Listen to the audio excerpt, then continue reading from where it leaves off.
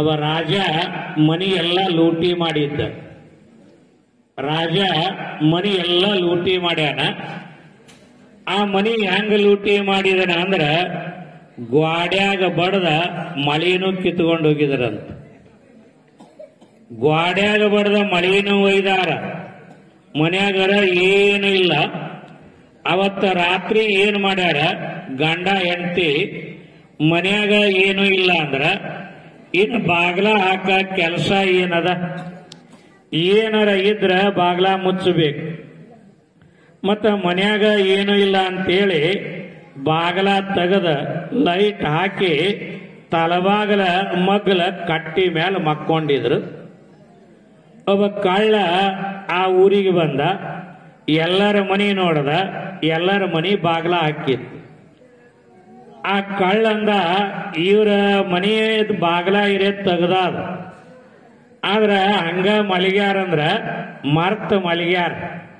ಇವ್ರ ಮನೆಗೆ ಕಳವಿಗೆ ಹೋಗ್ಬೇಕಂತ ಅವ ಕಳವು ಮಾಡಕ್ ಹೊರಟನ್.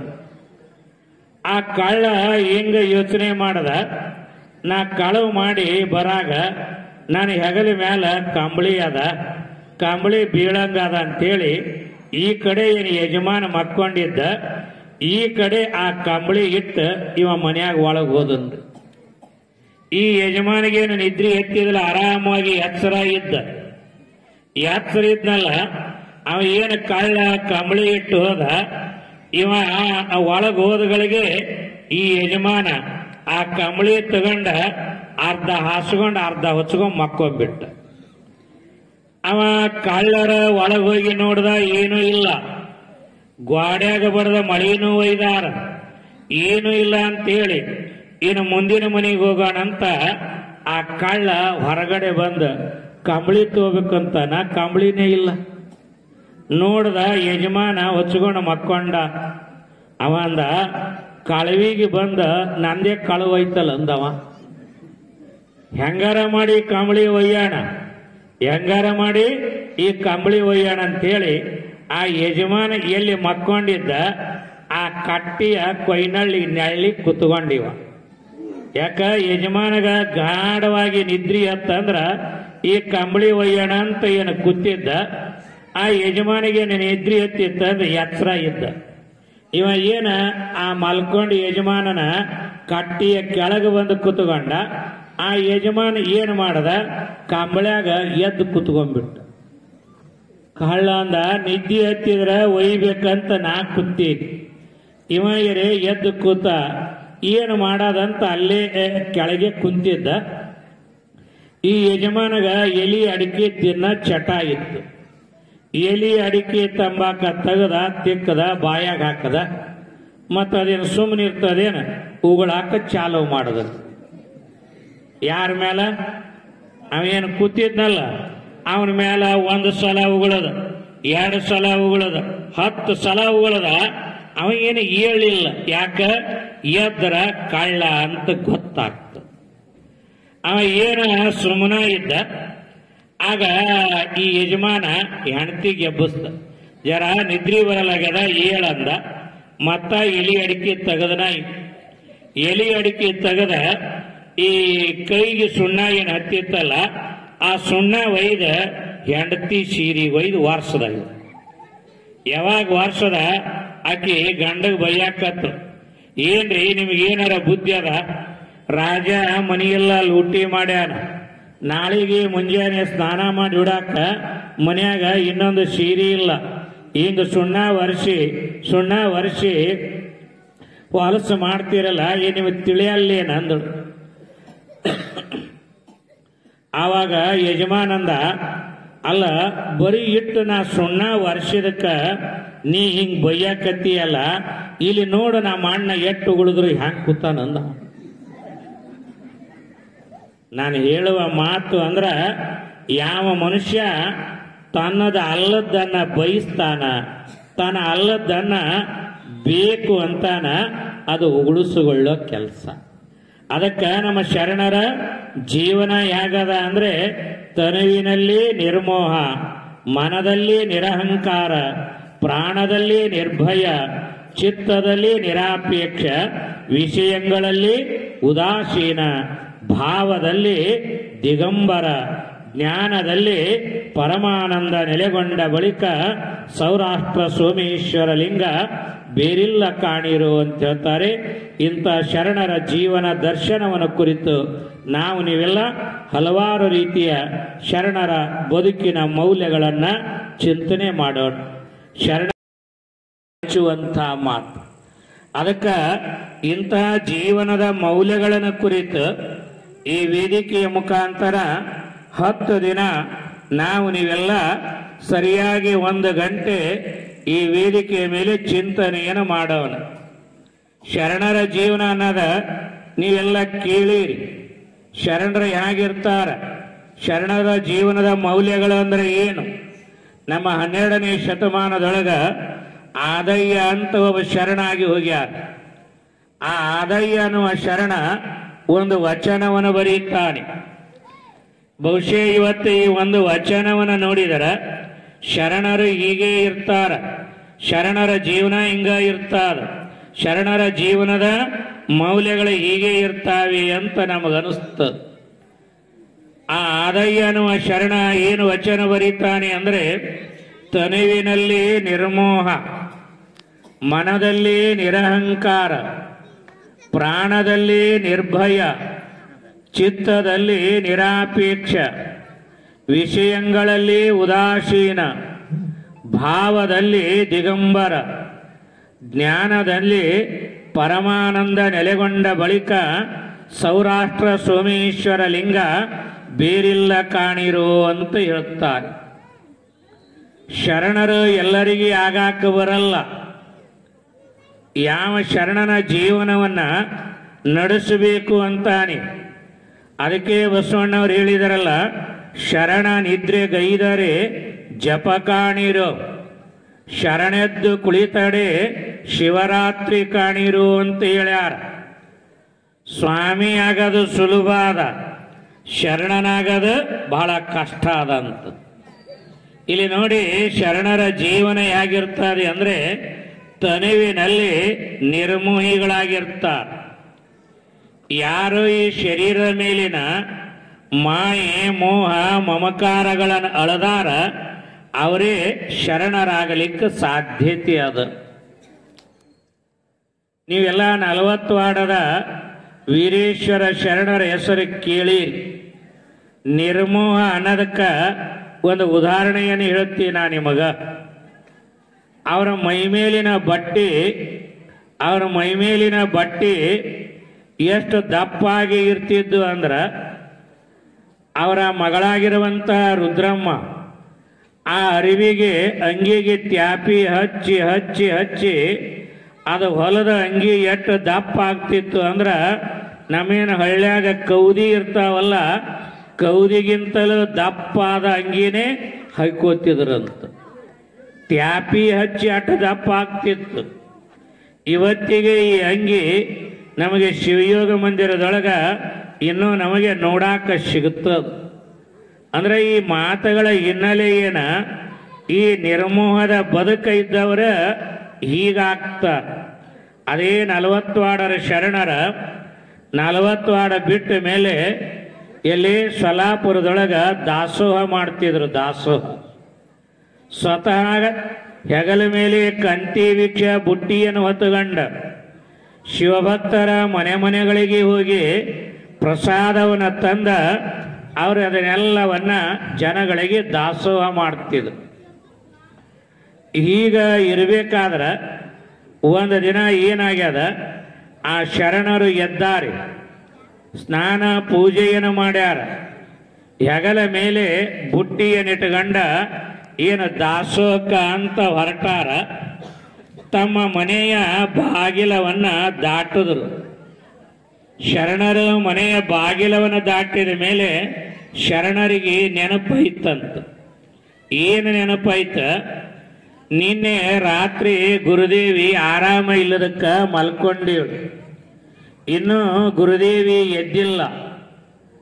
ಆ ಗುರುದೇವಿ ಎದ್ದಿಲ್ಲ ಅಂದ್ರೆ ಆ ಗುರುದೇವಿಯವರನ್ನ ಎಬ್ಬಿಸಿ ನಾ ದಾಸೋಹಕ್ಕೆ ಹೋದ್ರಾಯ್ತು ಅಂಥೇಳಿ ಆ ತಾಯಿ ಏನು ಮಾಡ್ತಾಳ, ಅಲ್ಲಿಂದ ಎದ್ದ ಆ ಶರಣರ ಆ ಬುಟ್ಟಿಯನ್ನು ಅಲ್ಲೇ ಇಟ್ಟು, ಆ ಬುಟ್ಟಿನ ಅಲ್ಲೇ ಇಟ್ಟ ಎಲ್ಲಿಗೆ ಹೋಗಿಬಿಟ್ರೆ ಒಳಗಡೆ ಗುರುದೇವಿಯವರನ್ನು ಎಬ್ಸಾಕ್ ಬರ್ತಾರೆ. ಒಳಗಡೆ ಗುರುದೇವಿಯವರನ್ನ ಎಬ್ಸಾಕ ಬಂದಾಗ ಆ ಗುರುದೇವಿಯವರು ಆಗಲೇ ರಾತ್ರಿ ಶಿವನ ಪಾದವನ್ನು ಸೇರಿರ್ತಾರೆ. ಯಾವಾಗ ಶಿವನ ಪಾದವನ್ನು ಸೇರ್ಯಾರ ಅಂತ ಪ್ರಸಂಗದೊಳಗ ಆ ಗುರುದೇವಿಯ ದೇಹದ ಮೇಲೆ ಬಿದ್ದ ಶರಣರು ಅಳ್ಳಿಲ್ಲ, ಶರಣರ ಯೋಚನೆ ಮಾಡಲಿಲ್ಲ. ಮತ್ತು ಆ ಹಾಸಿಗೆಯನ್ನು ಹಿಂಗೆ ಮುಚ್ಚಿ ಹೊರಗಡೆ ಹೋಗಿ ಹೆಗಲ ಮೇಲೆ ಕಂತಿ ಭಿಕ್ಷೆಯ ಬುಟ್ಟಿಯನ್ನು ಇಟ್ಟುಕೊತಾರೆ. ಕಂತಿ ಭಿಕ್ಷೆಯ ಬುಟ್ಟಿಯನ್ನು ಇಟ್ಟುಕೊಂಡ ಆ ಶರಣರು ಏನು ಮಾಡಿದ್ರು ಅಂತ ಕೇಳಿದ್ರೆ ಅಲ್ಲಿರೋ 4 ಜನಗಳಿಗೆ ಹೇಳಿದಾರಂತ. ಏನು ಹೇಳಿದಾರ ನೋಡ್ರಪ್ಪ, ಆ ಮೂಲಿ ಒಳಗ ಒಂದು ಖಾಲಿ ಚೀಲ ಬಿದ್ದಾದ, ಆ ಮೂಲ್ಯಾಗ ಒಂದು ಖಾಲಿ ಚೀಲ ಬಿದ್ದಾದ. ಆ ಖಾಲಿ ಚೀಲನ ಒಯ್ದ ಹೊರಗೆ ಒಗೆದು ಬರ್ರಿ ಅಂತ ಹೇಳಿದರಂತ. ಹೇಳುವ ಈ ಮಾತ ನಿರ್ಮೋಹ ಇರುವ ಪರಂಪರೆಯ ಬದುಕಿನ ಕಥೆಗಳನ್ನು ನಾವು ಕೇಳ್ತೀವಿ. ಇಂಥವರೇ ನಮ್ಮ ನಾಡಿನೊಳಗ ಏನಾದರೂ ಹೆಜ್ಜೆಯ ಗುರುತುಗಳನ್ನು ಇಟ್ಟು ಹೋಗ್ಯಾರ. ನೀವೆಲ್ಲ ಹಳಕಟ್ಟಿಯವರ ಹೆಸರನ್ನು ಕೇಳಿದವರ ಇದ್ದೀರಿ. ಹಳಕಟ್ಟಿಯವರಿಗೆ ಈ ಬಂತನಾಳದ ಶ್ರೀಮಠಕ್ಕೆ ಅನೋನ್ಯವಾಗಿರುವಂಥ ಒಂದು ಸಂಬಂಧ. ನಿರ್ಮೋಹ ಅನ್ನೋದು ಹೇಗಿರ್ತದೆ ಅನ್ನೋದು ಕೇಳಾಕತ್ತೀನಿ ನಾನು ನಿಮಗೆ. ಆ ಹಳಕಟ್ಟಿ ಶರಣರಿಗೆ ವಯಸ್ಸಾಗಿತ್ತು. ಬಿಜಾಪುರದೊಳಗ ಮುರುಕಾಗಿರುವಂಥ ಮನಿ, ಆ ಮುರುಕಾಗಿರುವಂಥ ಮನಿಯೊಳಗ ಒಂದು ಮಲಗಿಕೊಂಡಿದ್ರು. ಆ ಮಲಗಿಕೊಂಡ ಗಳಿಗೆ ಒಳಗ ಅವರನ್ನು ಭೇಟಿಯಾಗಕ್ಕೆ ಯಾರು ಬಂದಿದ್ರು ಅಂದ್ರೆ ಆಗಿನ ಕಾಲದ ಜ್ಞಾನಯೋಗಿಗಳು ಆಗಿರುವ ಮಲ್ಲಿಕಾರ್ಜುನ ಅಪ್ಪಗಳು ಬರ್ತಾರೆ. ಇವರ ಜೊತೆಗೆ ಮಣ್ಣಿನೇ ಕಣ್ಮರಿಯಾಗಿರುವ ಲಿಂಗೈಕ್ಯರಾಗಿರುವ ಸಿದ್ದೇಶ್ವರ ಅಪ್ಪಗಳು, ಅವರಿಗೆ 8 ವರ್ಷ ಆವಾಗ ಇವರು ಇಬ್ಬರು ಕೂಡಿ ಹಳಕಟ್ಟಿ ಶರಣರಿಗೆ ಭೇಟಿಯಾಗಕ್ಕೆ ಬಂದಿರ್ತಾರೆ. ಹಳಕಟ್ಟಿ ಶರಣರ ಸ್ಥಿತಿ ಹೇಗಿರ್ತದೆ, ಈಗ ಆಗ ಏನು ಲಿಂಗೈಕ್ಯರಾಗ್ತಾರೆ ಅನ್ನುವ ಸ್ಥಿತಿಯೊಳಗೆ ಇರ್ತಾರೆ. ಇವರ ಮಾತನಾಡಿಸ್ಲಿಕ್ಕೆ ಹೋಗಿ ಆ ಹಳಕಟ್ಟಿ ಶರಣರ ಕೈಯನ್ನು ಹಿಡಿದ ಶರಣರ ಆರಾಮಿದ್ದೀರಿ, ನಿಮ್ಮ ಪ್ರಕೃತಿ ಹೇಗದ ಅಂತ ಮಲ್ಲಿಕಾರ್ಜುನ ಅಪ್ಪಗಳು ಒಂದು ಮಾತು ಕೇಳಿದ್ರು. ಯಾವಾಗ ಈ ಮಾತು ಕೇಳಿದ್ರೆ ಹಳಕಟ್ಟಿ ಶರಣರ ಕಣ್ತುಂಬ ನೀರು ಬರ್ತಾವೆ. ಆ ಕಣ್ತುಂಬ ನೀರು ಬಂದ ಹಳಕಟ್ಟಿ ಶರಣರಂತಾರೆ, ಕಣ್ತುಂಬ ನೀರು ಬಂದಗಳಿಗಾಗ ಮಲ್ಲಿಕಾರ್ಜುನ ಸ್ವಾಮಿಗಳು ಅವ್ರಿಗೆ ಹೇಳ್ತಾರೆ, ಶರಣರ ಇಲ್ಲಿ ತನ ಭಾಳ ಚಲೋ ಕೆಲಸ ಮಾಡಿರಿ, ವಚನಗಳನ್ನು ಪ್ರಿಂಟ್ ಮಾಡಿಸಿರಿ, ಇವತ್ತು ಬಸವಣ್ಣನ ವಚನ ಎಲ್ಲ ಶರಣರ ವಚನಗಳನ್ನು ಒಳ್ಳೆ ರೀತಿಯಾಗಿ ಜನಕ್ಕೆ ಮುಟ್ಟುವ ಹಾಗೆ ಕಾರ್ಯ ಮಾಡಿದ್ದೀರಿ. ಇನ್ನೇನು ಲಿಂಗೈಕ್ಯರಾಗುವ ಈ ಗಳಿಗೆ ಒಳಗ ಕಣ್ತುಂಬ ನೀರು ತರಬಾರ್ದ, ಬಸವ ಅನ್ರಿ ಶಿವ ಅನ್ರಿ, ಬಸವ ಅನ್ರಿ ಶಿವ ಅನ್ರಿ ಅಂತ ಮಲ್ಲಿಕಾರ್ಜುನ ಅಪ್ಪಗಳ ಹಳಕಟ್ಟಿ ಶರಣರಿಗೆ ಹೇಳಿದರಂತ. ಆಗ ಹಳಕಟ್ಟಿ ಶರಣರ ಆ ಸ್ವಾಮಿಗಳಿಗೆ ಒಂದು ಮಾತು ಹೇಳ್ತಾರೆ, ಏನ್ರಿ ಮಲ್ಲಿಕಾರ್ಜುನ ಅಪ್ಪಗಳ ಇನ್ನೊಂದು ಗಳಿಗ್ಯಾಗ ನನ್ನ ಪ್ರಾಣ ಹೋಗ್ತದೆ ಅಂತ ನಾ ಅಳ್ಳಾಕತ್ತಿಲ್ಲ. ನಾ ಎದಕ್ಕೆ ನನ್ನ ಕಣ್ಣಾಗ ನೀರು ಬಂದಾವ ಅಂದ್ರೆ ನನ್ನ ತಲೆದಿಂಬಿನ ಕೆಳಗ ಒಂದು ವಚನದ ಕಟ್ಟ ಪ್ರಿಂಟ್ ಆಗಲಾರದೆ ಉಳಿದಾದ, ಇದನ್ನ ಯಾರು ಮಾಡ್ತಾರ ಅಂತ ಅಳ್ಳಾಕತ್ತೀನಿ ಅಂದ್ರವ್ರು. ನೋಡಿ, ಶರಣರ ಜೀವನ ನಿರ್ಮೋಹದ ಜೀವನ ಅನ್ನೋದಕ್ಕೆ ಈ ಎಲ್ಲ ಮಾತುಗಳನ್ನು ಕೇಳ್ತಿ. ಯಾರಿಗೆ ಇಂತಹ ನಿರ್ಮೋಹದ ಬದುಕು ಬರ್ತಾವ್ರಿ? ನಾವು ಇವತ್ತು ಇಲ್ಲಿ ನಾಳೆಗೆ ಅಲ್ಲಿಗೆ ಅನ್ನುವ ಸ್ಥಿತಿಯೊಳಗನ ಈ ಮೋಹ ಅನ್ನೋದು ಬಿಡಲ್ಲ, ಈ ಮಾಯಿ ಅನ್ನೋದು ಬಿಟ್ಟಿಲ್ಲ. ಒಬ್ಬನಿಗೆ 95 ವಯಸ್ಸಾಗಿತ್ತಂತ, ಮೋಹ ಹೆಂಗಿರ್ತದ? 95 ವಯಸ್ಸಾಗ್ಯದ. ಇನ್ನು ಮನೆಯೊಳಗ ಮದುವೆ ಇಟ್ಟಿದ್ರು. ಅವನಿಗೆ ಮಕ್ಕಳಾಗ್ಯಾವ, ಮೊಮ್ಮಕ್ಕಳಾಗ್ಯಾವ, ಗಿರಿ ಮೊಮ್ಮಕ್ಕಳನ್ನು ಕಂಡಾರ.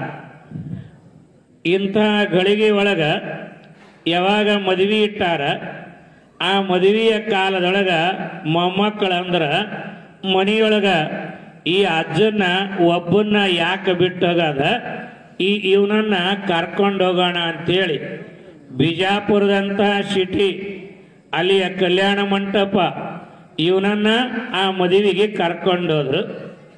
ಒಳ್ಳೆಯ ದೊಡ್ಡ ಕಲ್ಯಾಣ ಮಂಗಲ ಕಾರ್ಯಾಲಯ, ಮದುಮಕ್ಕಳು ವೇದಿಕೆಯ ಮೇಲ್ಗಡೆ ಬಂದಾರೆ. ಇನ್ನೇನು ಎಲ್ಲರ ಕೈಯೊಳಗ ಅಕ್ಷತೆಯನ್ನು ಕೊಟ್ಟಾರ.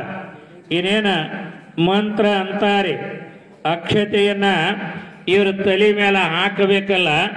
ಎಲ್ಲರ ಸಾಲಿನೊಳಗ ಈ 95 ವರ್ಷದ ಯಜಮಾನಿಯನ್ನು ಕುಂತಿದ್ದ, ಕೈಯೊಳಗ ಅಕ್ಕಿ ಕಾಳು ಹಿಡ್ಕೊಂಡ, ಕೈಯಾಗ ಅಕ್ಕಿ ಕಾಳು ಹಿಡ್ಕೊಂಡ ಒಂದೇ ಸಮನೆ ಗೊಳೆ ಅಂತ ಅಳ್ಳಾಕತ್ರಿ, ಮುದುಕ ಅಳ್ಳಾಕತ್ತು.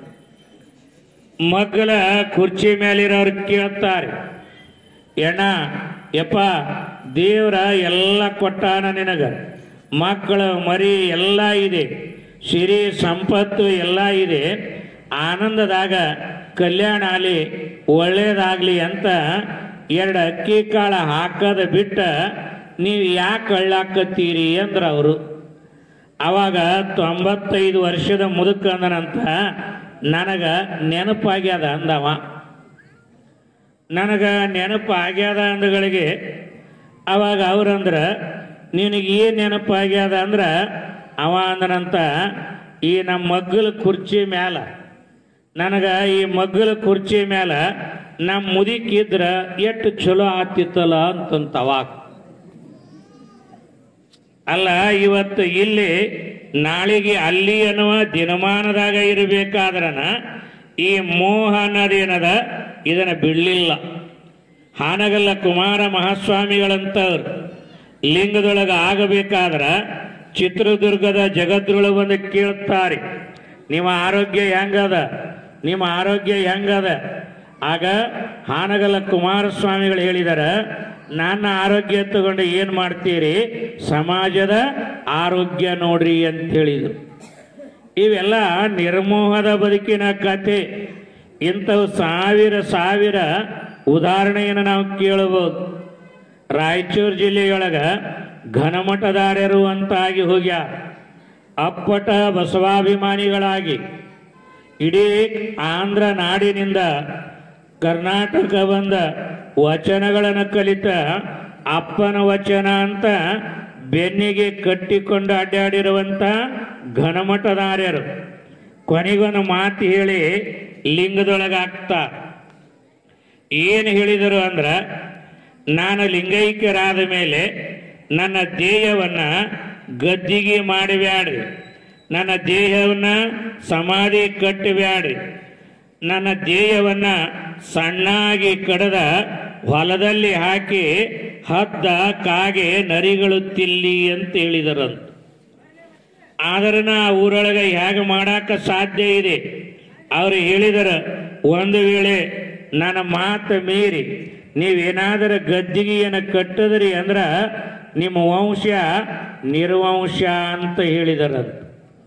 ಆ ಒಬ್ಬ ಹೆಣ್ಣು ಮಗಳ ನಾನು ವಂಶ ನಿರ್ವಂಶ ಆಗಲ್ದಾಕ ನಿಮ್ಮ ಸ್ಮಾರಕ ಉಳಿಸ್ತೀನಿ ಅಂತ ಆ ಗದ್ದಿಗೆಯನ್ನು ನಿರ್ಮಾಣ ಮಾಡಿದಾಳ.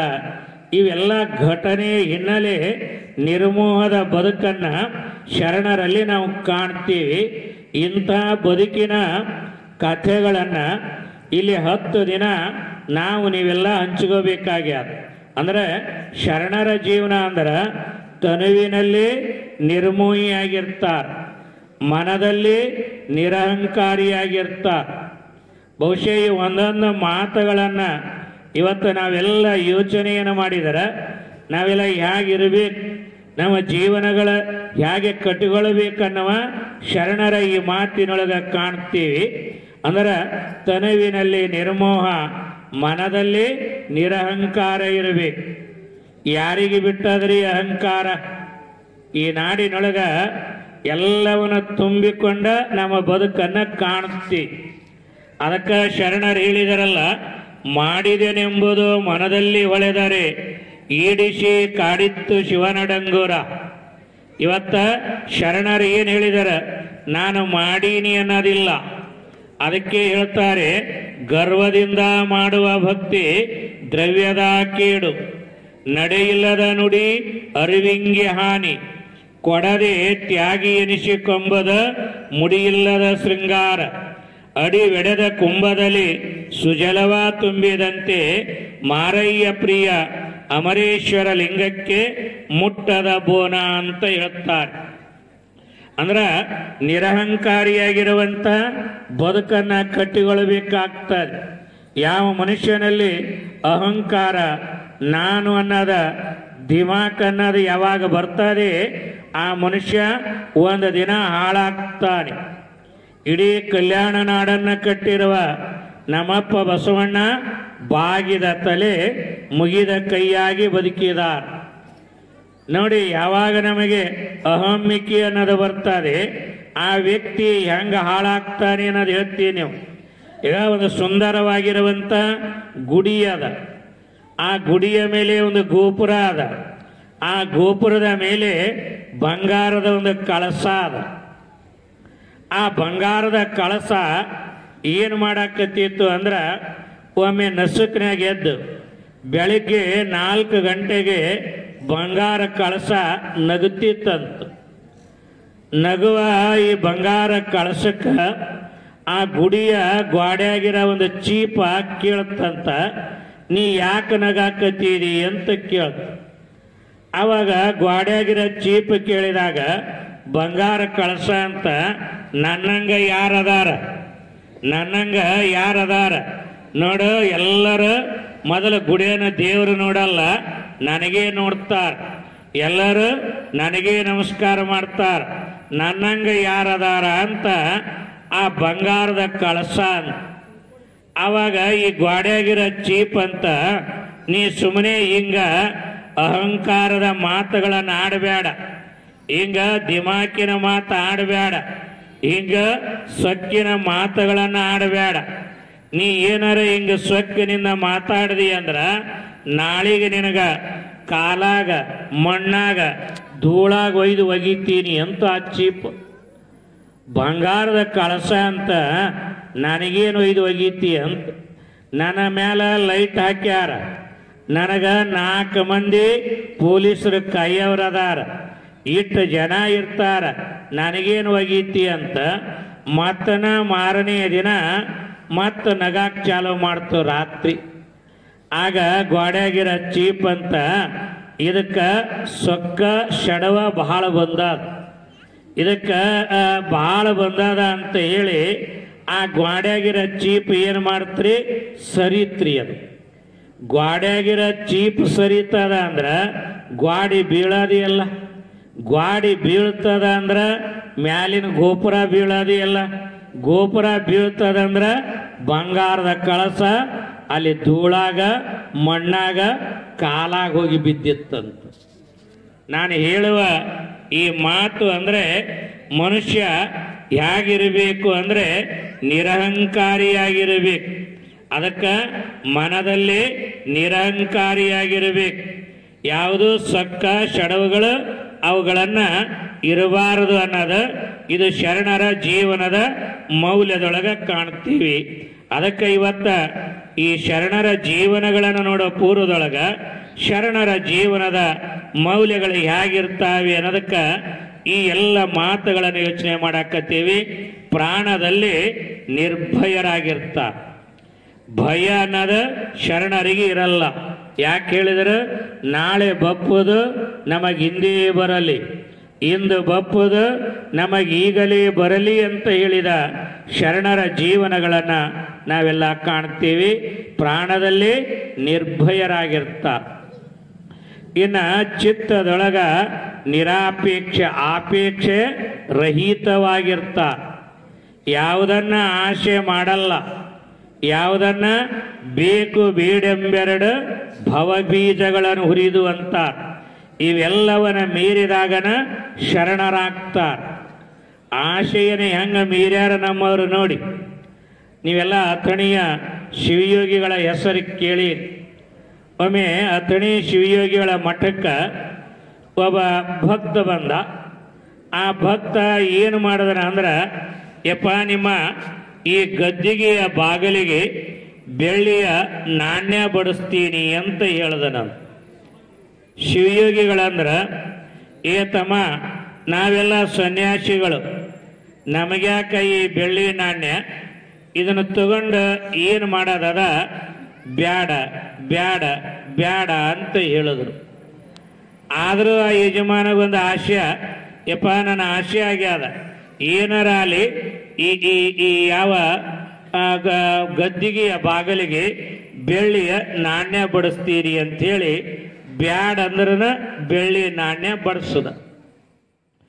ಯಾವಾಗ ಬೆಳ್ಳಿಯ ನಾಣ್ಯಗಳನ್ನು ಬಡಿಸದ, ಅವ ದಿನ ದೇವರಿಗೆ ಬರಾವ, ಗದ್ದಿಗೆ ಬರಾವ, ಮೊದಲು ಬೆಳ್ಳಿ ನಾಣ್ಯನೇ ನೋಡಾವ್ರಿ.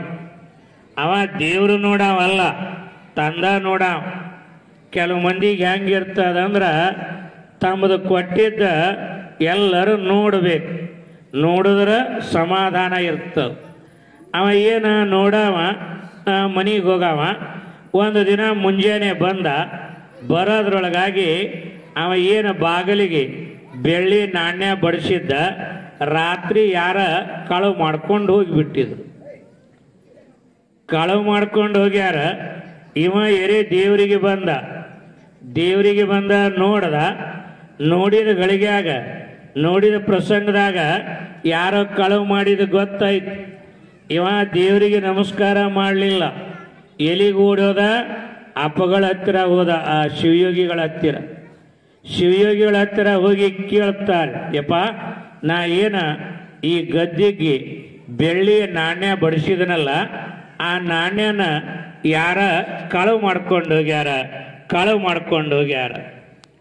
ಆವಾಗ ಶಿವಯೋಗಿಗಳ ಯಾರು ಕಳವು ಮಾಡ್ಯಾರ, ಹೆಂಗ ಕಳವಾಗ್ಯಾವ, ಎಲ್ಲಿ ಆಗ್ಯಾವ ಅಂತೇನ ನೋಡಾಕ ಏನು ಓಡಿ ಬಂದ್ರೆ, ಇವ ಯಾವಾಗ ಕಳವಾಗ್ಯಾವ ಅಂದ, ಆಗ ಶಿವಯೋಗಿಗಳು ಹೇಳಿದ್ರ ಅವನಿಗೆ, ನೋಡಪ್ಪ ಇದ್ದ ಮಗ ಬಡದಾನ, ಇದ್ದ ಮಗ ಬಡದಾನ, ಇಲ್ಲದ ಮಗ ಕಿತ್ಕೊಂಡೋಗ್ಯಾನ, ನಾ ಯಾಕೆ ಚಿಂತೆ ಮಾಡ್ಲಿ ಅಂದ್ರವರು.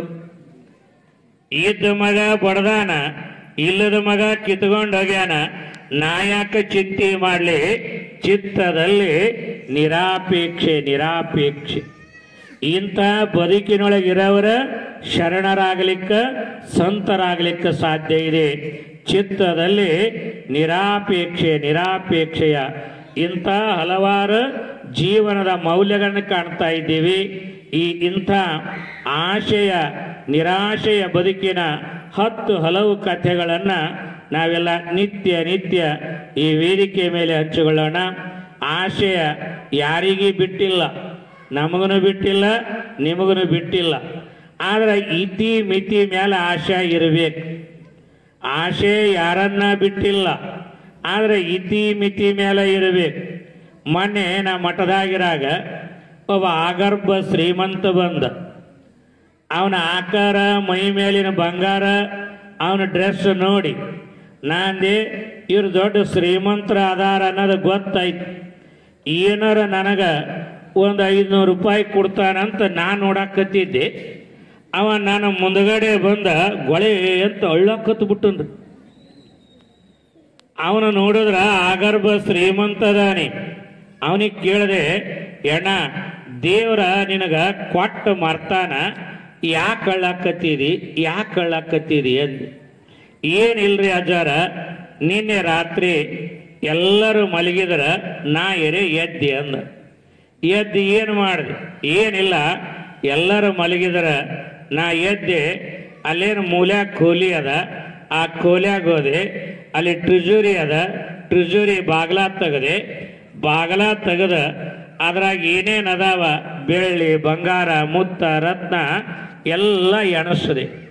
ಮತ್ತು ಚಲೋ ಆಯ್ತಲ್ಲೋ ಎಣಿಸಿ. ಆದ್ರೆ ಅವು ಎಣಿಸಿನ್ರಿ ಅಜ್ಜಾರ, ಅವು ಎಷ್ಟು ತಲೆಮಾರಿಗೆ ಆಗಂಗದಾವಂದ್ರೆ 12 ತಲೆಮಾರಿಗೆ ಆಗಟ್ಟಾಗ್ಯಾವಂತ. ಒಂದು ತಲೆ ಅಲ್ರಿ, 2 ತಲೆ ಅಲ್ಲ, 12 ತಲೆಮಾರಿಗೆ ಆಗುವಷ್ಟಾಗ್ಯಾವ. ಮತ್ತು ಚಲೋ ಆಯ್ತಲ್ಲ ಅಂದೇನ ನೀ ಯಾಕೆ ಹೇಳಾಕತ್ತಿ? ಇಲ್ರಿ ಅಜ್ಜಾರ, 12 ತಲೆಮಾರಿನವ್ರಿಗೆ ಆಗ್ಯಾವ, 13ನೇ ತಲೆಮಾರಿನವನಿಗೆ ಹ್ಯಾಂಗ ಅಂತ ಹೇಳಾಕತ್ಯಾನಂತ. ಆಶೆ ಅನ್ನೋದು ಹೇಳಾಕತ್ತಿ. ನಾಂದೆ ಮತ್ತು 13ನೇ ತಲೆಮಾರಿನವ ಆರಾಮ್ ಇರ್ಬೇಕಲ್ಲ ಅಂದೆ. ಹೌದ್ರಿ, ಆರಾಮ್ ಇರ್ಬೇಕು. ನಾನೇ ಒಂದು 100 ರೂಪಾಯಿ ಕೊಡ್ತೀನಿ, ಅಲ್ಲಿ ಔಷಧ ಅಂಗಡಿಗೆ ಹೋಗ ತೊಗರಿ ಹೊಡೆ ಎಣ್ಣೆ ತಗೋ 1 ಲೀಟ್ರ್, ಆರಾಮ್ ಕುಡಿದು ಮಕ್ಕೊಂಬಿಡು, 13ನೇ ತಲೆನ ಆರಾಮ್ ಇರ್ತಾನ ಅಂದೆ. ಹೇಳುವ ಕಾರಣ ಏನು ಅಂದರೆ, ಇವತ್ತು ಇಂಥ ಆಶೆಯ ಬದುಕಿನ ಬೆನ್ನು ಹತ್ತಿ ಹೋಗುವ ಇಂದಿನ ದಿನಮಾನದೊಳಗ ಅಲ್ಲಿ ಉಂಬರು ಸಂಘ, ಇಲ್ಲಿ ಉಂಬರು ಸಂಘ. ಈ ಪರಂಪರೆಯ ನೆಲಗಟ್ಟಿನ ಮೇಲೆ ಈ ಬಂತನಾಳದ ಶ್ರೀಪೀಠವನ್ನು ನಾವು ಕಾಣ್ತೀವಿ. ಬಂತನಾಳ ಪೀಠ ಅಂದರೆ ಇಡೀ ನಮ್ಮ ಕನ್ನಡ ನಾಡಿನೊಳಗನ ಶ್ರೇಷ್ಠವಾಗಿರುವಂಥ ಒಂದು ಪೀಠ, ಅದು ಬಂತನಾಳ ಪೀಠ. ಇವತ್ತ ಬೇರೆ ಬೇರೆ ಮಠಗಳಿಗೆ ಮಠ ಅಂತ ಕರೆದ್ರೆ ಇದಕ್ಕೆ ಬರೀ ಮಠ ಅಲ್ಲಿಲ್ಲ, ಇದಕ್ಕೆ ಪೀಠ ಅಂತ ಕರೆದಾರೆ. ಅಂತ ಒಂದು ಕಾರ್ಯ ಮಾಡಿರುವಂಥ ಯಾವ ಸಂಗನ ಬಸವ ಶಿವಯೋಗಿಗಳಿಂದ ಇಡೀ ಈ ಮಠಕ್ಕೆ ಒಂದು ಐತಿಹಾಸಿಕವಾಗಿರುವಂಥ ಕಾರ್ಯವನ್ನು ಮಾಡಿದ್ದ ನಾವೆಲ್ಲ ಕಾಣ್ತಾ ಇದ್ದೀವಿ. ಅವರ ಒಂದು ಪುಣ್ಯ ಸ್ಮರಣೆ, ಅವರ ಜಯಂತಿಯ ನಿಮಿತ್ತವಾಗಿ ಇಲ್ಲಿ ದಿನನಿತ್ಯ ಒಂದು ಈಗಾಗಲೇ 2ನೇ ದಿನ ಕಳೆದೇವಿ. ಇನ್ನು 9 ದಿನ ಇಲ್ಲಿ ಶರಣರ ಜೀವನ ಮೌಲ್ಯಗಳನ್ನುವಂಥ ವಿಷಯವನ್ನು ಕುರಿತು ನಾವು ನೀವೆಲ್ಲ ಯೋಚನೆಯನ್ನು ಮಾಡೋಣ. ಆ ಯೋಚನೆಯನ್ನು ಮಾಡುವ ಪೂರ್ವದೊಳಗ ಗವಾಯಿಗಳು ಒಂದು ಗೀತೆಯನ್ನು ಹಾಡ್ತಾರೆ. ಆಮೇಲೆ ಮುಂದಿನ ವಿಚಾರಕ್ಕೆ ಬರೋಣ.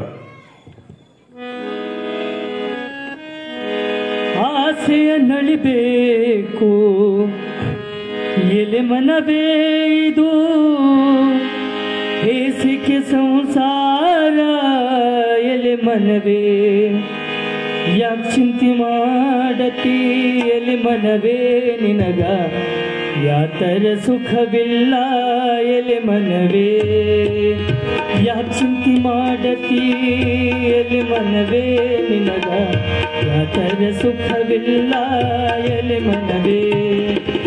ಲೋಕನಾಥನ ಧ್ಯಾನವ ಮಾಡಿ, ಲೋಕನಾಥನ ಧ್ಯಾನವ ಮಾಡಿ, ಸಾಕಾರ ಮಾಡಿಕೊಂಡು ಇರು ಮನವೇ, ಸಾಕಾರ ಮಾಡಿಕೊಂಡು ಇರು ಮನವೇ, ಯಾಕೆ ಚಿಂತೆ ಮಾಡತಿ ಎಲೆ ಮನವೇ, ನಿನಗ ಯಾಕರೆ ಸುಖವಿಲ್ಲ ಎಲೆ ಮನವೇ.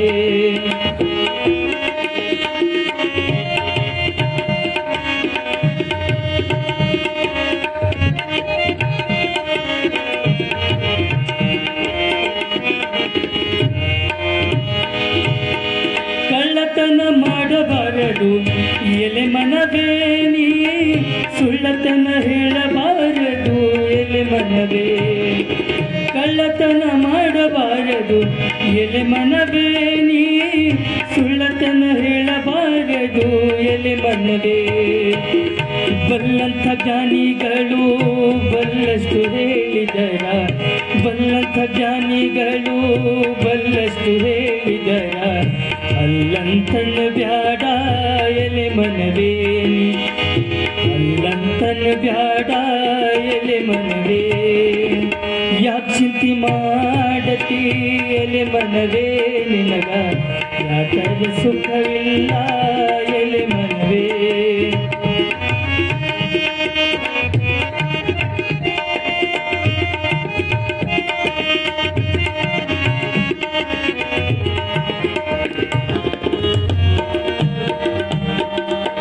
ಯಾರಿಗೆ ಯಾರಿಲ್ಲ ಎಲೆ ಮನವೇ, ಇದು 3 ದಿನದ ಸಂತೆ ಎಲೆ ಮನವೇ.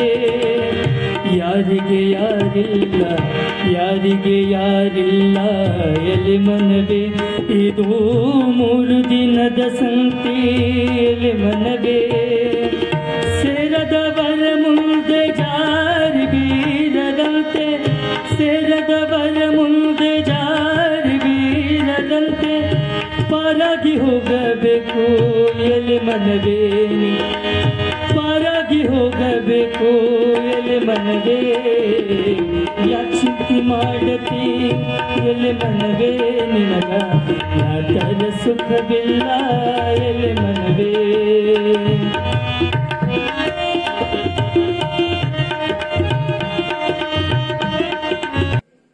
ಚಿತ್ತದಲ್ಲಿ ನಿರಾಪೇಕ್ಷೆ ಅನ್ನದ ಇರಬೇಕನ್ನದ ಯೋಚನೆ ನೋಡ್ತಿ. ಮನುಷ್ಯ ಒಮ್ಮೊಮ್ಮೆ ಹೀಗಾಗ್ತದಲ್ಲ, ತನ್ನ ಅಲ್ಲದನ್ನ ಆಸೆ ಪಟ್ಟ ಬಯಸ್ತಾನೆ. ಮನುಷ್ಯ ಬಯಸ್ತಾನೆ, ತನ್ನದನ್ನ ಯೋಚನೆ ಮಾಡಿ ಬಯಸಲಿ, ಅದು ಯೋಗ್ಯ. ತಂದ ಅಲ್ಲದನ್ನ ಮನುಷ್ಯ ಬಯಸಿದ್ರೆ ಹೆಂಗಿರ್ತದ ಅಂದ್ರ ಅದು ಉಗುಳಿಸಿಕೊಳ್ಳೋ ಕೆಲಸ ಅಂತ. ಅವ ರಾಜ ಮನಿ ಎಲ್ಲ ಲೂಟಿ ಮಾಡಿದ್ದ. ರಾಜ ಮನಿ ಎಲ್ಲ ಲೂಟಿ ಮಾಡ್ಯಾನ. ಆ ಮನಿ ಹೆಂಗ ಲೂಟಿ ಮಾಡಿದನ ಅಂದ್ರ ಗ್ವಾಡ್ಯಾಗ ಬಡದ ಮಳಿನೂ ಕಿತ್ಕೊಂಡು ಹೋಗಿದ್ರಂತ. ಗ್ವಾಡ್ಯಾಗ ಬಡದ ಮಳಿನೂ ಒಯ್ದಾರ, ಮನ್ಯಾಗರ ಏನು ಇಲ್ಲ. ಅವತ್ತ ರಾತ್ರಿ ಏನ್ ಮಾಡ್ಯಾರ, ಗಂಡ ಹೆಂಡತಿ ಮನ್ಯಾಗ ಏನು ಇಲ್ಲ ಅಂದ್ರ ಇನ್ನು ಬಾಗ್ಲ ಹಾಕ ಕೆಲಸ ಏನದ, ಏನಾರ ಇದ್ರ ಬಾಗ್ಲ ಮುಚ್ಚಬೇಕು. ಮತ್ತ ಮನ್ಯಾಗ ಏನು ಇಲ್ಲ ಅಂತೇಳಿ ಬಾಗಲ ತೆಗದ ಲೈಟ್ ಹಾಕಿ ತಲಬಾಗಲ ಮಗ್ಲ ಕಟ್ಟಿ ಮೇಲೆ ಮಕ್ಕೊಂಡಿದ್ರು. ಒಬ್ಬ ಕಳ್ಳ ಆ ಊರಿಗೆ ಬಂದ, ಎಲ್ಲರ ಮನಿ ನೋಡದ, ಎಲ್ಲರ ಮನಿ ಬಾಗ್ಲ ಹಾಕಿತ್ತು. ಆ ಕಳ್ಳಂದ ಇವ್ರ ಮನಿ ಬಾಗ್ಲ ಇರೇ ತೆಗ್ದಾದ. ಆದ್ರ ಹಂಗ ಮಲಗ್ಯಾರಂದ್ರ ಮರ್ತ ಮಲಗ್ಯಾರ. ಇವ್ರ ಮನೆಗೆ ಕಳವಿಗೆ ಹೋಗ್ಬೇಕಂತ ಅವ ಕಳು ಮಾಡಕ್ ಹೊರಟನ್. ಆ ಕಳ್ಳ ಹಿಂಗ ಯೋಚನೆ ಮಾಡದ, ನಾ ಕಳವು ಮಾಡಿ ಬರಾಗ ನಾನು ಹೆಗಲ ಮ್ಯಾಲ ಕಂಬಳಿ ಅದ, ಕಂಬಳಿ ಬೀಳಂಗದ ಅಂತೇಳಿ ಈ ಕಡೆ ಏನು ಯಜಮಾನ ಮಕ್ಕೊಂಡಿದ್ದ, ಈ ಕಡೆ ಆ ಕಂಬಳಿ ಇಟ್ಟು ಇವ ಮನ್ಯಾಗ ಒಳಗೆ ಹೋದನ್ರಿ. ಈ ಯಜಮಾನಿಗೇನು ನಿದ್ರಿ ಎತ್ತಿದ್ಲ, ಆರಾಮಾಗಿ ಎಚ್ಚರ ಇದ್ದ. ಎಚ್ಚರ ಇದ್ನಲ್ಲ, ಅವ ಏನು ಕಳ್ಳ ಕಂಬಳಿ ಇಟ್ಟು ಹೋದ, ಇವ ಒಳಗೆ ಹೋದಗಳಿಗೆ ಈ ಯಜಮಾನ ಆ ಕಂಬಳಿ ತಗೊಂಡ ಅರ್ಧ ಹಾಸ್ಕೊಂಡ್ ಅರ್ಧ ಹೊಚ್ಕೊಂಡ್ ಮಕ್ಕೊಂಡ್ಬಿಟ್ಟ. ಅವ ಕಳ್ಳರ ಒಳಗೆ ಹೋಗಿ ನೋಡ್ದ, ಏನೂ ಇಲ್ಲ. ಗ್ವಾಡ್ಯಾಗ ಬಡದ ಮಳಿನೂ ಒಯ್ದಾರ, ಏನೂ ಇಲ್ಲ ಅಂತೇಳಿ ಇನ್ನು ಮುಂದಿನ ಮನೆಗೆ ಹೋಗೋಣಂತ ಆ ಕಳ್ಳ ಹೊರಗಡೆ ಬಂದ ಕಂಬಳಿ ತಗೋಬೇಕಂತ, ನಾ ಕಂಬಳಿನೇ ಇಲ್ಲ. ನೋಡ್ದ ಯಜಮಾನ ಹೊಚ್ಕೊಂಡು ಮಕ್ಕೊಂಡ. ಅವಂದ ಕಳವಿಗೆ ಬಂದ ನಂದೇ ಕಳವು ಐತಲ್ಲ ಅಂದವ. ಹೆಂಗಾರ ಮಾಡಿ ಕಂಬಳಿ ಒಯ್ಯಾಣ, ಹೆಂಗಾರ ಮಾಡಿ ಈ ಕಂಬಳಿ ಒಯ್ಯಾಣ ಅಂತೇಳಿ ಆ ಯಜಮಾನ ಎಲ್ಲಿ ಮಕ್ಕೊಂಡಿದ್ದ ಆ ಕಟ್ಟಿಯ ಕೊಯ್ನಳ್ಳಿ ನೆಳ್ಳಿ ಕುತ್ಕೊಂಡಿವ. ಯಾಕ ಯಜಮಾನಗ ಗಾಢವಾಗಿ ನಿದ್ರಿ ಹತ್ತಂದ್ರ ಈ ಕಂಬಳಿ ಒಯ್ಯೋಣ ಅಂತ ಏನು ಕೂತಿದ್ದ. ಆ ಯಜಮಾನಿಗೆ ನಿದ್ರಿ ಹತ್ತಿತ್ತಂದ್ರೆ ಎಚ್ಚರ ಇದ್ದ. ಇವ ಏನ ಆ ಮಲ್ಕೊಂಡು ಯಜಮಾನನ ಕಟ್ಟಿಯ ಕೆಳಗೆ ಬಂದು ಕುತ್ಕೊಂಡ. ಆ ಯಜಮಾನ ಏನು ಮಾಡದ, ಕಂಬಳ್ಯಾಗ ಎದ್ದು ಕುತ್ಕೊಂಡ್ಬಿಟ್ಟ. ಕಳ್ಳ ಅಂದ, ನಿದ್ದೆ ಹತ್ತಿದ್ರ ಒಯ್ಬೇಕಂತ ನಾ ಕೂತೀನಿ. ಇವ ಎದ್ದು ಕೂತ ಏನು ಮಾಡದಂತ ಅಲ್ಲೇ ಕೆಳಗೆ ಕುಂತಿದ್ದ. ಈ ಯಜಮಾನಗ ಎಲಿ ಅಡಿಕೆ ತಿನ್ನ ಚಟ ಇತ್ತು. ಎಲಿ ಅಡಿಕೆ ತಂಬಾಕ ತೆಗದ ತಿಕ್ಕದ ಬಾಯಾಗ ಹಾಕದ. ಮತ್ತ ಅದೇನು ಸುಮ್ಮನೆ ಇರ್ತದೇನ ಉಗುಳಾಕ ಚಾಲು ಮಾಡದ. ಯಾರ ಮೇಲ? ಅವೇನು ಕೂತಿದ್ನಲ್ಲ ಅವನ ಮೇಲ 1 ಸಲ ಉಗುಳದ, 2 ಸಲ ಉಗುಳದ, 10 ಸಲ ಉಗುಳದ. ಅವಗೇನು ಹೇಳಿಲ್ಲ. ಯಾಕ? ಎದ್ರ ಕಳ್ಳ ಅಂತ ಗೊತ್ತಾಗ್ತದೆ. ಅವ ಏನ ಸುಮ್ಮನ ಇದ್ದ. ಆಗ ಈ ಯಜಮಾನ ಹೆಂಡತಿಗೆ ಎಬ್ಬಿಸ್ದ, ಜರ ನಿದ್ರಿ ಬರಲಾಗ್ಯದ ಏಳಂದ. ಮತ್ತ ಎಲಿ ಅಡಿಕೆ ತೆಗದನ. ಎಲಿ ಅಡಿಕೆ ತೆಗದ ಈ ಕೈಗೆ ಸುಣ್ಣ ಏನು ಹತ್ತಿತ್ತಲ್ಲ, ಆ ಸುಣ್ಣ ಒಯ್ದ ಹೆಂಡತಿ ಸೀರಿ ಒಯ್ದು ವಾರ್ಸದ. ಯಾವಾಗ ವಾರ್ಸದ ಆಕಿ ಗಂಡಗ್ ಬೈಯಾಕತ್ತು, ಏನ್ರಿ ನಿಮ್ಗೇನಾರ ಬುದ್ಧಿ ಅದ? ರಾಜ ಮನೆಯೆಲ್ಲ ಲೂಟಿ ಮಾಡ್ಯಾನ, ನಾಳೆಗೆ ಮುಂಜಾನೆ ಸ್ನಾನ ಮಾಡಿ ಬಿಡಾಕ ಮನ್ಯಾಗ ಇನ್ನೊಂದು ಸೀರೆ ಇಲ್ಲ, ಹಿಂಗ ಸುಣ್ಣ ವರ್ಷಿ ಹೊಲಸು ಮಾಡ್ತಿರಲ್ಲ, ನಿಮಗೆ ತಿಳಿಯಲ್ಲೇನ ಅಂದಳು.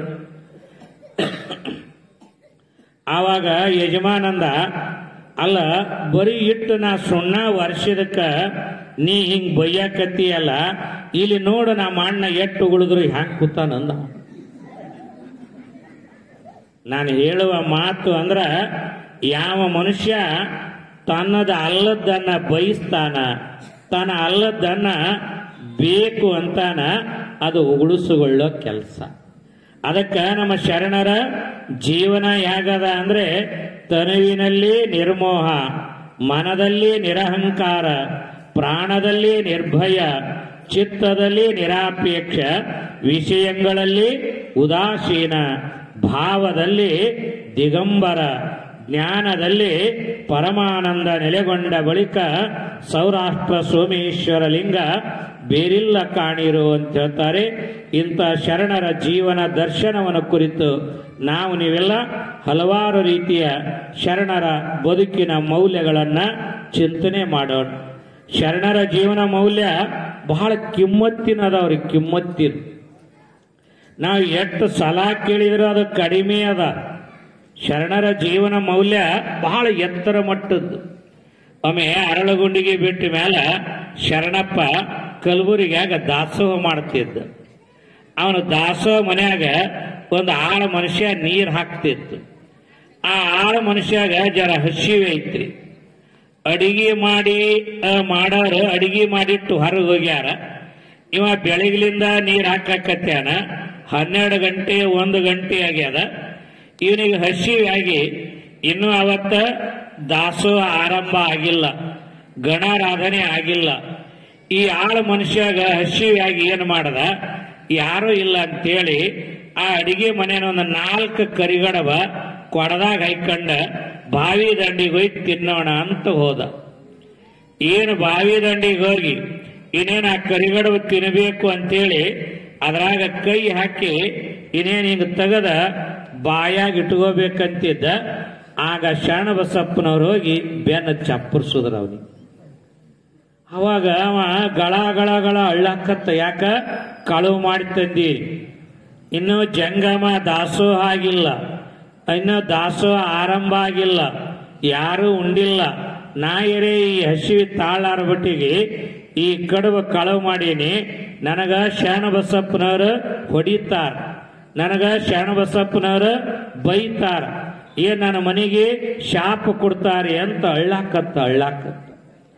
ಆಗ ಅಳುವಾಗ ಶರಣಪ್ಪನವ್ರು ಕೇಳಿದ್ರ, ಎಣ್ಣ ಯಪ್ಪ ಯಾಕೆ ಕಳ್ತಿದ್, ಏನಾಗ್ಯದ, ಯಾಕೆ ಕಳ್ತಿದ್? ಅವಾಗ ಅವ ಅಂತಾನ, ಏನ್ರಿ ಶರಣರ ಹಸಿವಿ ತಾಳಲಿಲ್ಲ, ಈ 4 ಕರಿಗಡವ ಕಳುವು ಮಾಡೀನಿ, ನನಗ ಹೊಡಿಬ್ಯಾಡ್ರಿ ಬೈಬ್ಯಾಡ್ರಿ ಅಂದ. ಆಗ ಶರಣರು ಹೇಳಿದ್ರ, ನಿನಗ ಹೊಡಿಬೇಕಂತನೂ ನಾ ಬಂದಿಲ್ಲ, ನಿನಗ ಬೈಬೇಕಂತನೂ ಬಂದಿಲ್ಲ, ನಿನಗ ಶಾಪ ಕೊಡ್ಬೇಕಂತನೂ ನಾ ಇಲ್ಲಿಗೆ ಬಂದಿಲ್ಲ. ಇಲ್ಲಿಗೆ ಯಾಕೆ ಬಂದೀನಿ ಅಂದ್ರ, ಇವತ್ತ ದಾಸೋಹದ ಮಹಾಮನಿಯೊಳಗ ಈ ಕರಿಗಡುಬಿನ ಕೂಡ ಎಲ್ಲರಿಗೂ ತುಪ್ಪ ಅದ. ನೀ ನೋಡಿದ್ರ ಬರೀ ಕರಿಗಡಬ ತಂದೀನಿ, ಈ ಬಟ್ಟಲದಾಗ ತುಪ್ಪ ತಂದೀನಿ, ಹಚ್ಚಿಕೊಂಡು ಉಣು ಅಂದ್ರು ಶರಣಪ್ಪನವ್ರು. ಕಾರಣ ಶರಣರ ಜೀವನ ಹೀಗಿರ್ತಾವ ಜೀವನ ಅಂತ. ಇದಕ್ಕಾಗಿನೇ ಶರಣರ ಜೀವನಕ್ಕ ಅರ್ಥ ಬರ್ತದ. ನಾವೆಲ್ಲ ಇನ್ನೊಬ್ಬರ ಕೈ ತುತ್ತನ್ನು ಕಸಿದು ತಿನ್ನುವಾಗ ಆ ಹಸಿದ ಒಡಲಿಗೆ ಭಗವಂತನನ್ನ ಕಂಡಿರುವ ನಮ್ಮ ಶರಣರ ಜೀವನ ಕಾಣ್ತಾ ಇದ್ದೀವಿ. ಇಂಥ ಜೀವನವನ್ನು ಕುರಿತು ನಾವು ನೀವೆಲ್ಲ ಈ ವೇದಿಕೆಯ ಮುಖಾಂತರ ಇನ್ನು 9 ದಿನಗಳ ಪರ್ಯಂತರವಾಗಿ ಹಲವಾರು ವಿಚಾರಗಳನ್ನ ಹಂಚಿಕೊಳ್ಳೋಣ ಅಂತ ಹೇಳಿ, ಯಾಕ ಇವತ್ತು ಆರಂಭದ ದಿನ. ನಾನು ಇಲ್ಲಿ ಬಂತನಾಳದಾಗ ವೇದಿಕೆಯನ್ನ ಬಳಸಿರ್ಲಿಲ್ಲ. ಆಗ ಹೋದ ವರ್ಷ ಹಿಂದೊಮ್ಮೆ ಒಂದೊಂದು 5 ನಿಮಿಷದ ಕಾರ್ಯಕ್ರಮಕ್ಕೆ ಬಂದು ಹೋಗಿದ್ದೆ. ಆದರೆ ಏನ ಹೇಳುವಾಗ ನನಗೂ ಭಯ ಆಗ್ಯದಿಲ್ಲ. ಯಾಕ ಇಲ್ಲೆಲ್ಲ ತೀರಥ ಮಹಾರಥರಂತವ್ರು ಬಂದು ಹೋಗ್ಯಾರ. ಆ ವೇದಿಕೆಯನ್ನು ಬಳಸಿ ಹೇಳಬೇಕಂದ್ರ ಒಂದು ಚಿಂತನೆ, ಒಂದು ಅರ್ಥ ಇರಬೇಕಾಗ್ತದೆ. ಏನ ಇದ್ರೂ ಆರಂಭದ ದಿನ ಅಡಿಗೆ ಚಲೋ ಮಾಡಾಕ ಬರ್ತದಂದ್ರನ ಆ ಸೊಸಿಗೆ ನಡಿಲಿಕ್ಕೆ ಬಂದಾಗ ಏನ ಖಾರ ಉಣ್ತಾರ, ಉಪ್ಪು ಉಣ್ತಾರ, ಹುಳಿ ಇಡ್ತಾರ, ಆ ಮನೇನ ಟೇಸ್ಟ್ ಜರ ಗೊತ್ತಾಗಬೇಕು. ಗೊತ್ತಾಯ್ತು ಅಂದ್ರೆ ಒಂದು ದಾರಿ ಹಿಡಿತದ. ಅದಕ್ಕೆ ಇವತ್ತೆಲ್ಲ ನಿಮ್ಮನ್ನು ನೋಡಿದ್ರೆ ಕೇಳುವ ಅಭಿಲಾಷೆ ಇದೆ. ಏನಾದರೂ ವಿಚಾರಗಳನ್ನ, ಚಿಂತನೆಗಳನ್ನ, ಕೇಳುವಂತ ವಿಚಾರಗಳನ್ನ ನಾವೆಲ್ಲ ಈ ನೆಲದ ಈ ಮಣ್ಣಿನೊಳಗ ಶಿವಯೋಗಿಗಳು ಬಿತ್ತಿ ಹೋಗ್ಯಾರ. ನಾವೇನು ಹೇಳಿದ್ರನ ಯಾವುದು ಹೊಸದಿರಲ್ಲ. ಮತ್ತು ಹೊಸದಿರಲ್ಲ ಹೆಂಗ್ರಿ ಅಂದ್ರ ಮತ್ತೆ ಕಿವಿ ಏನು ಹೊಸವದಾವೇನು? ಅವೇ ಹಳಿವಿ ಅದಾವ. ಇರೋದನ್ನ ನಾವು ನೆನಪು ಮಾಡೋದು ಅಟ್ಟೆ. ನಾವೇನು ಯಾವ್ದ ಹೊಸದಿರಲ್ಲ, ಅದನ್ನು ಮನುಷ್ಯನಿಗೆ ಮರವು ಅನ್ನೋದಾಗಿರ್ತದ. ಸುಮ್ಮನೆ ವರ್ಷಿಗೊಮ್ಮೆ ನೆನಪು ಮಾಡ್ಕೋತ ಬದುಕನ್ನು ಕಟ್ಟಿಕೊಳ್ಳುವ ಎಲ್ಲ ಯೋಚನೆಗಳನ್ನ ಈ ಮುಖವಾಗಿ ನಾವು ನೀವೆಲ್ಲ ಚಿಂತನೆಯನ್ನು ಮಾಡೋಣ ಅಂತ ತಿಳ್ಕೊಂಡು ಹೇಳಿ, ಅಪ್ಪಗಳವರು ನನಗೆ ಕಾರ್ತಿಕ್ ಮಾಸದೊಳಗ 2-3 ವರ್ಷ ಹೇಳಿದರು. ನಮ್ಮ ಶ್ರೀಮಠದ ಜಾತ್ರೆ ಊರಿನ ಕಾರ್ಯಕ್ರಮ ಇರೋದ್ರಿಂದ ನನಗೆ ಆ ಗಳಿಗೆಯೊಳಗ ಬರೋಕ್ಕಾಗಿರ್ಲಿಲ್ಲ. ಬರ್ರಿ ಅಂತೇಳಿ ಅಪ್ಪವರು ಅಪ್ಪಣೆ ಮಾಡಿದ. ಅವರ ಅಪ್ಪಣೆಯನ್ನ ಮೀರ್ಲಿಕ್ಕಾಗಲ್ಲ. ಆ ಪೂಜ್ಯರ ಅಪ್ಪಣೆಯನ್ನು ಹೊತ್ತು ಈ ವೇದಿಕೆ ಮೇಲೆ ಇನ್ನು 8-9 ದಿನ ಒಬ್ಬೊಬ್ಬ ಶರಣರನ್ನ ಹಲವಾರು ಈಗೇನ ಪ್ರಚಲಿತ ಇರುವ ಶರಣರ ಕಥೆಗಳನ್ನು ಬಿಟ್ಟು ಇನ್ನು ಎಷ್ಟೋ ಕಥೆಗಳು ನಮಗೆ ಪ್ರಚಲಿತ ಇಲ್ಲದೇ ಇರುವಂತ ಹಲವಾರು ಕಥೆಗಳದಾವೆ, ಶರಣರ ಜೀವನ ಚರಿತ್ರೆಗಳದಾವೆ. ಅಂಥವುಗಳನ್ನೇ ಆಯ್ಕೆ ಮಾಡಿಕೊಂಡು ಇಲ್ಲಿ ದಿನಾಲು ಒಬ್ಬೊಬ್ಬರ ಶರಣರ ಬದುಕಿನ ಮೌಲ್ಯಗಳನ್ನು ಕುರಿತು ನಾವು ನೀವೆಲ್ಲ ಚಿಂತನೆಯನ್ನು ಮಾಡೋಣ ಅಂತ ತಿಳ್ಕೊಂಡು ಹೇಳಿ, ಈ ನನ್ನ ಪಾಲಿನ ಸೇವೆಯನ್ನ ಸಂಗನ ಬಸವ ಶಿವಯೋಗಿಯ ಶ್ರೀಪಾದ ಕರ್ಪಿಸಿ ನನ್ನ 2 ಮಾತುಗಳಿಗೆ ವಿರಾಮ ಕೊಡ್ತಾ ಇದ್ದೀನಿ.